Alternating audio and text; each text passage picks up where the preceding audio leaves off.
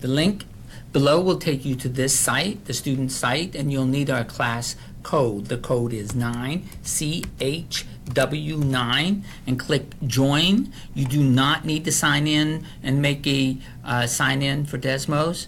And again, I'll ask you to do that, but you don't need to. You can continue signing or continue without signing in. It will ask you to put your name in. Please put your full name, and so that we can continue to keep track of it. You'll click go, and here it'll tell you this is the beginning screen. This will tell you what we're doing, and here you'll have options to go ahead and move to the next screen, and this is how you'll do it. There's your name just to verify it, and we're working on student work card sort. So you can click through the first one. You'll see the student work. We'll have some directions, and here you'll put in or explain or describe your thinking. So if I do this, I will type in and click submit to teacher. I didn't want to put that in there. If I wanted to change it, I can edit my response and type in something else. I wouldn't write that, and then you still need to hit submit to teacher. So when you go through each one, you need to submit to teacher for each one of these student responses for it to be completed. So you have a few of them, all of them. You need to read, look at the student work, click on it if you want, and then submit to teacher. So one interesting slide you'll have fun with is this select, sequence, and connect for student work samples. So first thing I would recommend that we do is we'll take the number 1 and put it in order. So we'll put these in order of how I want them.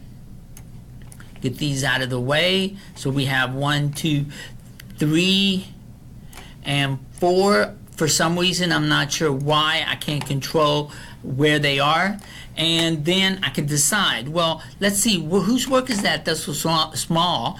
I can click on it. It's Victoria's. Oh, yes, I remember that. Let's see, what did I say back then? There's Victoria's. And I could look at it and explain what they were thinking, read what I wrote, and go on and say, okay, Victoria's, I'm going to put Victoria's maybe first. I'm just making this up.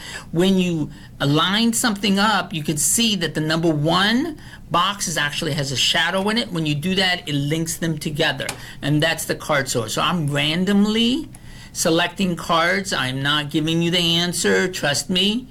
And I've decided to select these 4, and I'm gonna sort them in this direction. So I'm gonna put the rest here, unused, and it doesn't matter. Oh, you know, if you decide that might not be the one I really wanted to use, you can click hold on it and just drag it away, and oh, that's the one I wanted, and then drag that one to the other side and move them.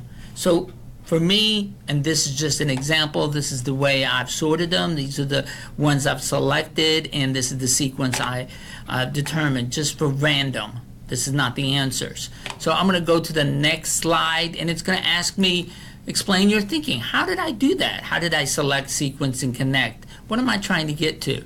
I forgot what I did, so I can go back and take a look at these. Oh yeah, that's right. I wanted Victoria's to go first for this reason. I wouldn't recommend you using that, and then I'll type here whatever my answer is to this question, and then click submit.